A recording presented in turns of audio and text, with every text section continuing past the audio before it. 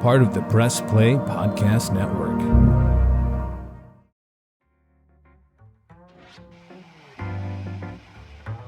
Hey everybody, it's been a while, but it's time for the latest edition of Up Next with Adam the Bull.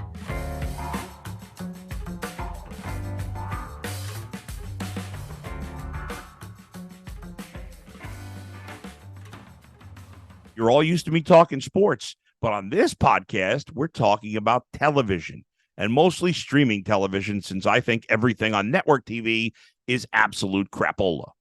So we're not talking about any network TV shows. It's all about streaming. It's all about Netflix and Prime and Apple and Max and what am I forgetting? Paramount Plus and Disney Plus. All the goodies. I even watched a show recently on Peacock, believe it or not. It was one of the few streaming services I didn't have, but I paid for it to get this one show that I'll talk about today. It's been a while since we've done a podcast, so no guest today because I wanted to really kind of dive into some shows I want to get into. I will take a few fan questions later, and we'll bring in my son, of course. Aaron will be in for the kids report. We'll wrap up Ahsoka. I think the last time we were on, we did the first couple episodes of Ahsoka, so we'll talk about Ahsoka finishing up in the Star Wars universe. We'll talk about the start of season 2 of Loki, which we are 3 episodes in as of this recording. There's been 3 episodes released, and we've watched all 3, and he'll also give his what he's watching from a kid's standpoint. So that's all coming up on this edition of Up Next with Adam the Bull, part of Press Play Pods. Let's jump right into it, folks. There's a few shows I wanted to talk about, since it's been a while. And so I wanted to go through some of the shows I've watched recently. Let me start with I referenced getting Peacock. I'm not I've had Peacock in the past. My son wanted to watch WrestleMania or something, so we got it for that. And I tried a couple of shows there, and nothing really struck me. I had found Peacock to be basically useless. There was not a single show on there I liked. However, if you're a fan, I'll take us into movies for a little bit because this TV show connects to a series of movies. If you're a movie buff and if you like action movies, well, then you're probably a John Wick fan. Michael, are you a John Wick guy or no? Michael, of course, is the producer of the podcast. You're a John Wick guy? Yes, sir. Okay. Have you seen all 4 John Wick movies? Yes. Did you think they were all great, or did you think they tailed off? Because I actually thought they were all excellent. I thought they tailed off, but you think for so? the most part, yeah. I like the first 3. The last one kind of. I still thought it was good. Yeah, I mean, I really liked all 4. But all right, did you? By the way, speaking of movies, well, just one more movie series and action movies. Did you see Equalizer 3? And have you seen the 3 Equalizer movies? I have not. Okay. So the Equalizer is initially based off a TV show on network TV years ago, which I never liked. But Denzel Washington plays the Equalizer in these movies. And the first 2 were great. With almost no exceptions, everything Denzel is in is great. He's always great. But this third Equalizer was not good. Probably his worst. I think it's only the second movie I've ever seen by him that I didn't really like, that and The Book of Eli. Because I've seen probably every movie he's been in, or almost every movie he's been in. He's always great. It felt like they kind of mailed in this last one. It was very much a stretch, although the scenery in Italy was beautiful. But getting back to the John Wick series. So for those of you who may be John Wick fans, you had the 4 movies. Of course, Keanu Reeves plays the lead character, John Wick. Great character. He does a great job in the role. Well, on Peacock, they put out a show. They called it a show, but it really was like 3 movies in over a couple of weeks. So the show was called The Continental. Now, if you're a fan of the movies, you know that the hotel that John Wick goes to, and of course the maitre d', if you not maitre d', but I don't know what you call it, the guy at the front desk was Lance Reddick, who was also in the Bosch TV series, who was also in The Wire, and sadly passed away recently. He was the guy. He wasn't in the TV show, but he, of course, was in the John Wick movies. But anyway, then Ian McShane, of course, plays the guy who runs the hotel. I can't think of his name on the. I got to think of his name in the movies, the character's name. Ian McShane, of course, was in the Deadwood, so his name is Winston. Okay, so Lawrence Fishburne was in the movies. Halle Berry, of course, but anyway, I don't want to go down that road. So they made a prequel series. There were 3 episodes. They were all like 90 minutes each, so they were really like 3 movies. And the prequel tells the story of how Winston, Ian McShane's character, does. The movie does not reference John Wick, Keanu Reeves, but it does it tells the story of how Winston and Sharon, which is the character that Lance Reddick plays, became who they are at the Continental. Tells their backstory, like when they were. It starts when Ian McShane's character Winston is a kid, but mostly it's when he's in his 20s. Same thing for Lance Reddick's character, Sharon. Obviously, they're played by different actors because they're supposed to be significantly younger. There's also a female character, I don't know the actress's name, who seems to be playing like the precursor to Lawrence Fishburne's character. Again, if you know the movies, he's the Bowery King. This woman is the Bowery Queen at the time. Okay, so the Continental. Now, if you're not a John Wick fan, don't bother seeing these movies. You won't get it. You won't get the connection. It won't be meaningful to you. I mean, you might just enjoy the action if you like action movies, but if you liked action movies that much, you probably would have seen the John Wick movies. But if you are a John Wick fan, this was very satisfying. If you love the John Wick universe, if you're a big fan of the universe, I'm all about universes, about the Marvel universe, the Star Wars universe, the Walking Dead universe, which I'll get to later. But the John Wick universe, I'm a big fan of, and thus I like this show a lot. I thought it was very well done. It was an interesting style. There were some interesting characters, and I'll be curious to see. I think originally it was supposed to be a miniseries, and that was that. But there's definitely room to make another season of this, and I would be fascinated to see, because there are a couple of characters in there that you don't know. Some of the people that Winston works with, they're good characters, and they were never in the movies that I can recall. So anyway, I thought it was a really well done. It's as I said, it's 3 roughly 90-minute episodes. But again, if you're a John Wick fan, you'll really like it. It can be the first episode was a little slow getting going, but eventually it picks up and it's really good. So I like I said, double thumbs up if you're a John Wick person. If you're not a John Wick fan, you won't get it. So I wouldn't bother. Okay, so we go from one universe to another universe, and that's the universe of The Walking Dead. It's funny, and I've probably mentioned on the podcast before, I was never into zombie TV shows. And for many years, I had no interest in The Walking Dead. I'm not a big horror guy in general. I don't like horror movies for the most part. I did when I was a kid, but I basically do not like horror movies. And I don't remember what. So The Walking Dead, the original series, started in actually Halloween of 2010 and just ended about a year ago. I think I started watching the original Walking Dead probably, I want to say it wasn't until 2020, I think.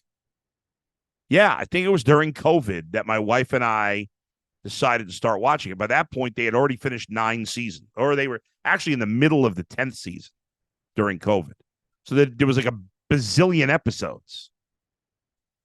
And so I remember my wife and I started binging during COVID, and I got hooked quickly. Now, the show went a little downhill in the middle of it. You do 11 years, it's not going to be perfect. It's too many seasons. But I loved it. Even when it went downhill a little, 7, a lot of people left the show, season 7 and 8. One of the favorite, well, I'm not going to say, but in case you want to watch it now. But I'll just say there was a character that was popular that got killed off in kind of a brutal way, and a lot of people soured on the show after that. And I get it, but the show I thought really improved again later. So I stuck with it, and I've seen let me see, there's 40, 62, 78, 94, 110, 142, 158, 177 episodes of the original Walking Dead, and I've seen them all. Shows you what kind of life I have. And it was always a great show, and I thought it ended well. Not always a great show, but it was always at least good. At times it was great, the beginning, and I thought the end got really strong again. But so now they've had some spinoffs. They had the first there's been a lot, not the first spinoff. So when you look at the spinoffs, you got Fear the Walking Dead, which right now we're in the final 6 episodes, just came back. Fear the Walking Dead. There are some characters that are in both. And the show is kind of limping to the finish line, I feel like, at this point, Fear the Walking Dead. But I'm in. There's only 5. I saw the first of the final 6 episodes over the weekend. This show has been up and down. Like the first couple of seasons of Fear the Walking Dead were really awful. And then they brought in 2 characters, including one from the original Walking Dead that saved the show. I don't know why I stuck with it that long. It probably wasn't until season 4 that happened, and then it got really good for a while, and it, like I said, it's limping. The only part of the Walking Dead universe I don't watch is the Walking Dead, the World Beyond. There was 2 seasons of that. Tales of the Walking Dead was very well done. These were kind of episodes on their own. It was an anthology series.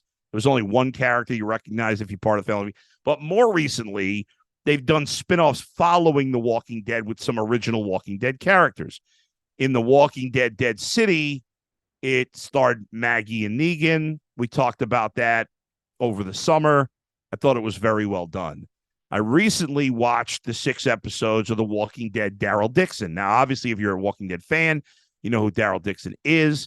The show is absolutely great. He's a great character who's gotten better and better over the years. And I thought they did an outstanding job. I thought it was the best Walking Dead season, including any of the entities, in years. It was really good.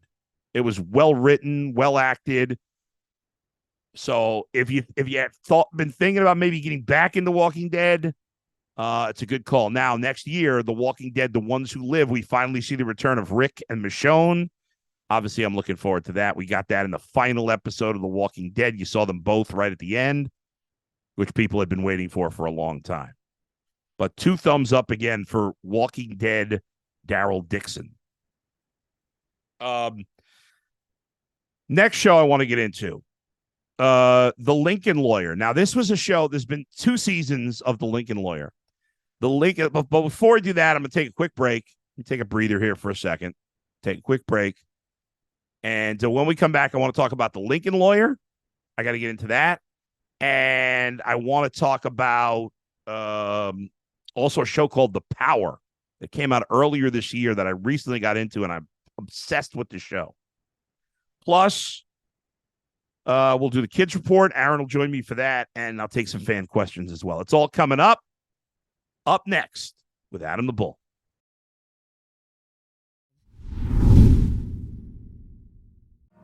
Part of the Press Play Podcast Network.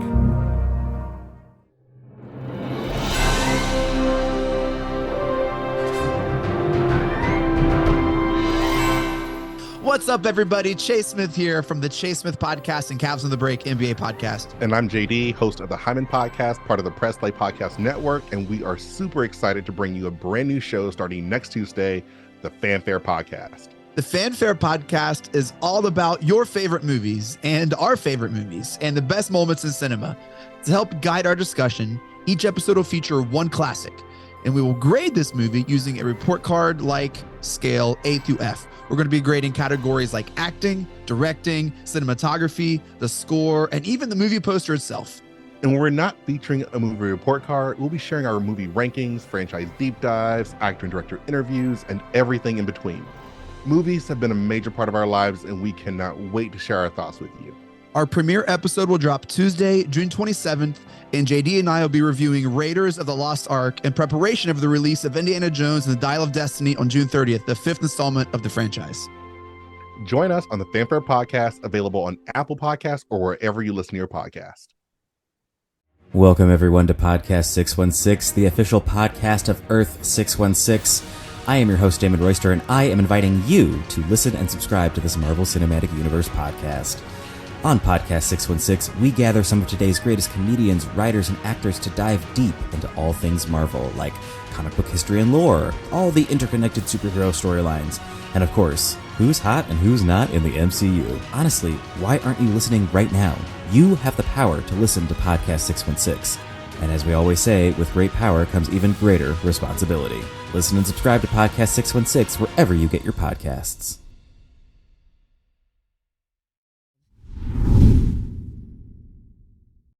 All right, let's bring it back. It's Up Next with Adam the Bull, part of Press Play Pods.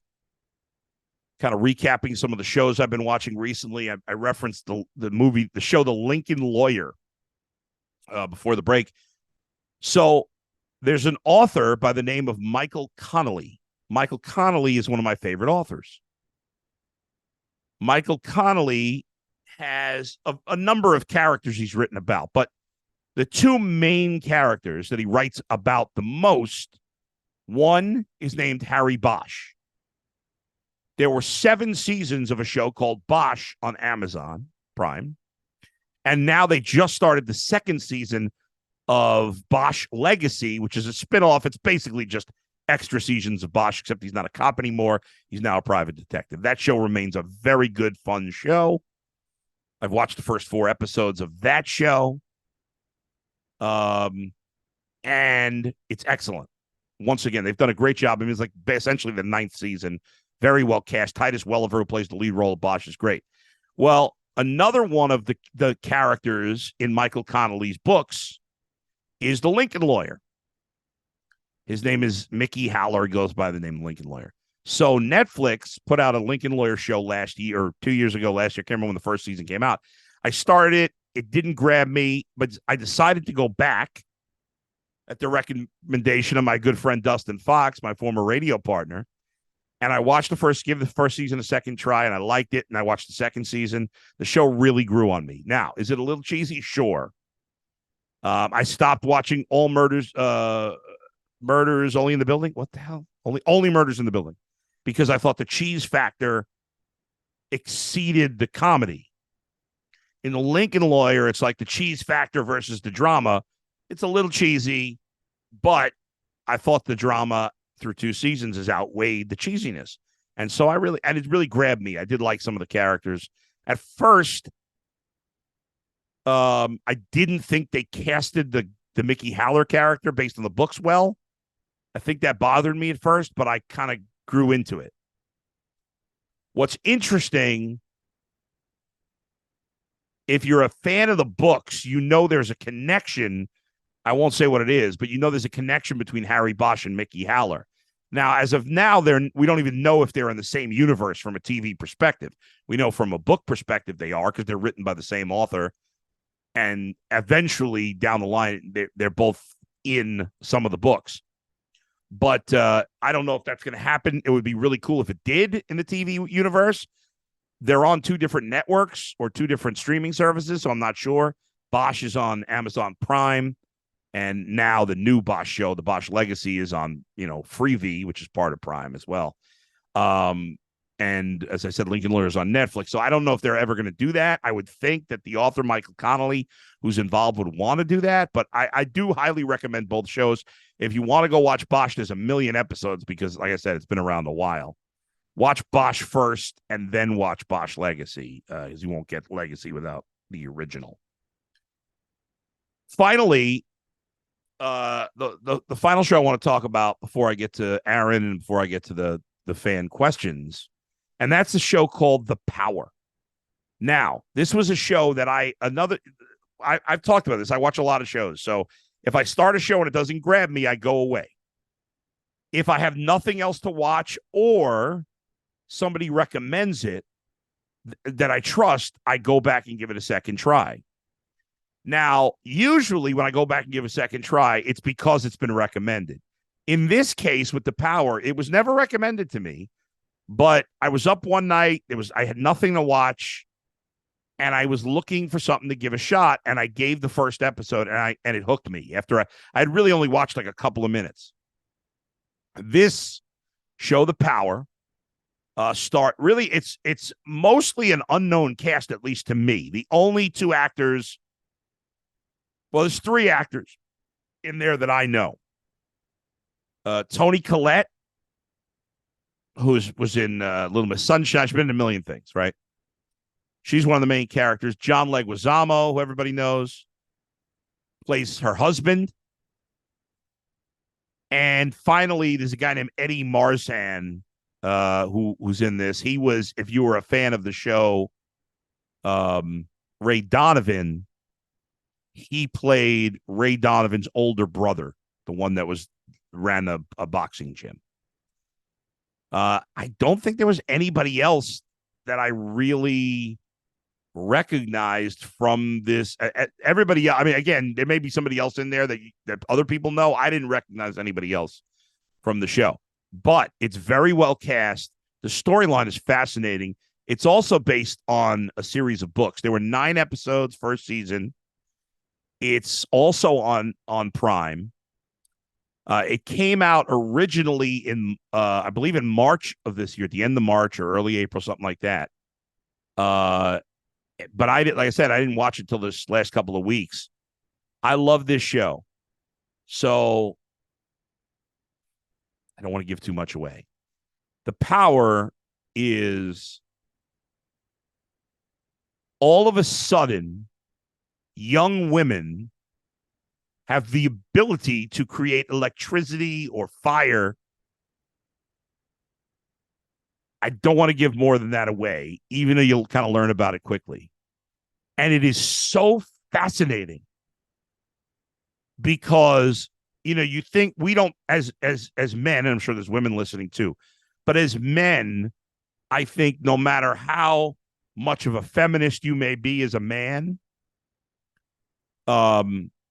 you don't really think about, or maybe you do, I don't know. I don't think people think about, obviously the physical differences between men and women beyond the obvious in terms of the strength generally of men versus women. Like, you don't think about that in terms of, and men have always had advantages that women don't have. And men have been given things that women haven't. And men have made a lot of decisions, and many of them stupid, in the history of the world. Pretty much every war that's been started in the history of the world has been started by men. And I'm one of you. So I'm just as guilty. So this show is like, okay, well, now the men don't have the physical advantage. And obviously there are some women who are very strong that could certainly kick my ass, but generally the makeup of bodies, men are physically stronger than women in most cases. But this evens the playing field, and a lot of the men don't like it. And I thought this was absolutely fascinating. And I couldn't get enough once I kind of got hooked. And it gives you the perspective. There's it's a lot of different perspectives from a lot of different backgrounds. There's diversity, and there's a lot of different. They're in America with a couple of storylines. They're in England with a storyline. They're in I can't remember, in Africa, but I can't remember what country in Africa. I'm drawing a blank now. I can't think of it. It's Nigeria. That's it.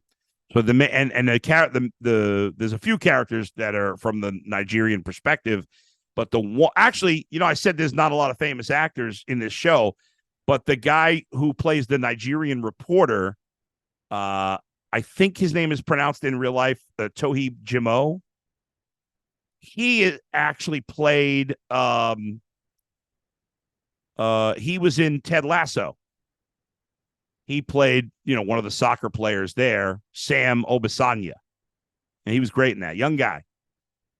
He was really good. He plays a journalist in this. And then he's from Nigeria, but he travels around to other parts of the world. He's in the Middle East and Saudi Arabia. It's just really fascinating as you see the power dynamic change in a lot of these countries. It was really interesting. And I was like, wow, in a way, I was like, this would be amazing if this happened in real life. I don't know. I was really moved by this show. And I think if you're not a Neanderthal, you will enjoy it. So check it out. It's on Amazon Prime. All right, we're going to take another break. Come back. We'll bring in Aaron the calf. I'll bring in my son Aaron, and we'll do the kids report. That's coming up next, right here. Up next with Adam the Bull. Hello, Brooks here with the Books with Brooks monthly book club podcast. Here's how Books with Brooks works. We read one book a month, and then we talk about it. Classics like Stephen King's The Shining, debut novels like We Are the Brennans by Tracy Lang, and tons of other compelling, life-changing stories, one book and 1 month at a time. So come read along with us, and then listen in.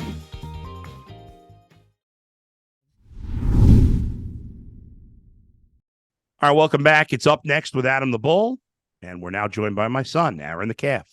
Hello. Hello, Aaron. Hi. All right, it's time for the kids report. So let's begin with some adult/kid shows that you and I have watched together. Now, we're going to get to Loki in a minute, but we got to begin with Ahsoka because since we haven't done a podcast in a number of weeks, we never got a chance to do a final recap on Ahsoka. Yeah. So let me ask you, without getting into too much detail about it, do you give Ahsoka a double thumbs up, one thumb up, one thumb down, or two thumbs down? I give it 1 thumbs up and 1 thumb sideways. All right, so 1.5 thumbs up. Yeah, pretty much. All right, you thought it was good but not great? Is that fair to say? Yeah. There were some things that I thought were really good, how they incorporated lots of Star Wars like lore, which I like to talk about that stuff. Mm-hmm. And what didn't you like about it? I found there were some parts that were kind of slow, and also at times they made it seem when they were going to this galaxy was so amazing, and it ended up just being this kind of desolate. Nothing special. Yeah. My beef with Ahsoka was if you didn't know the backstory from what is it? The show. So Star Wars Rebels is an animated show. Yeah. And if you don't watch that show, if you don't know that, you wouldn't get this show. I watch all the stuff. You would get it. Yeah. Well, but you didn't know the backstory of the characters, though. Yeah, some of the characters. I understand. Yeah, but like you had to fill your mom and I in on the backstory of some of the characters. Mm-hmm. So not everybody's got an Aaron to give him that stuff, you know. Yeah. But overall, it was a pretty good show. Yeah, definitely. So we moved from the Star Wars universe back to the Marvel universe. Yay. Season 2 of Loki. 3 episodes in. You and I just watched episodes 2 and 3 over the weekend. And what's our takeaway through 3 episodes of Loki so far? Real quick, before we start, I just want to say that I do not apologize for any spoilers. Now let's begin. I think that you do not apologize, or you want to apologize? I do not apologize. All right. So first, I like how they made the Time Master find the guidebook. But something I didn't like that was in episode 3, I remember him saying that he had wrote it, and I was like, no. Ouroboros did. And then he showed the photo of him, which I found very confusing. But other than that, I like where they're going with this. You like where they're going with it. The show can be very confusing at times. I find it confusing. You're 10 years old. Are you finding it confusing as well, or am I just the only one confused? I understand how you could find it confusing. Yeah. And sometimes I find it very simple. All right. Because they're always moving, changing timelines. Yeah, they're they're usually on the sacred timeline. I just don't know what's real and what's not real anymore. I don't know. And really, Marvel I think what the MCU is doing is setting up the possibility that anything can happen. Like I think it's possible we could see Iron Man come back to life just because they've changed so much and everything seems so up in the air. Like I think they're doing that so they could potentially bring back some other characters. Are you buying what I'm selling or no? Yeah, I am. Hmm. This is like I came up with these things with my Legos, and I had the Mandalorian come back to life like 7 times. Right. Exactly. We could have that. Anything is possible in this latest phase of the Marvel Cinematic Universe. Okay, Aaron, what's your kids show that you want to report on today? Bad Batch. I know this is kind of old, But wait a second. First of all, let's clarify. This is in the Star Wars universe as well. Yes, it takes place soon after Order 66, which is the last episode of, or one of the last episodes of Clone Wars. Okay.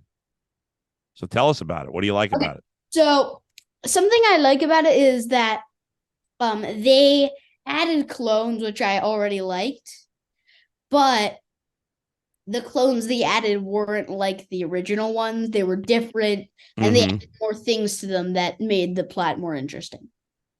Okay. How many seasons are there of this? Currently 2. The season 2 came out a while ago, but I recently started to continue it. Will they be making a 3rd season as far as you know? As far as I know, yes, but I have no clue. So And I then hope so. you would because say you don't know. You don't yes, know.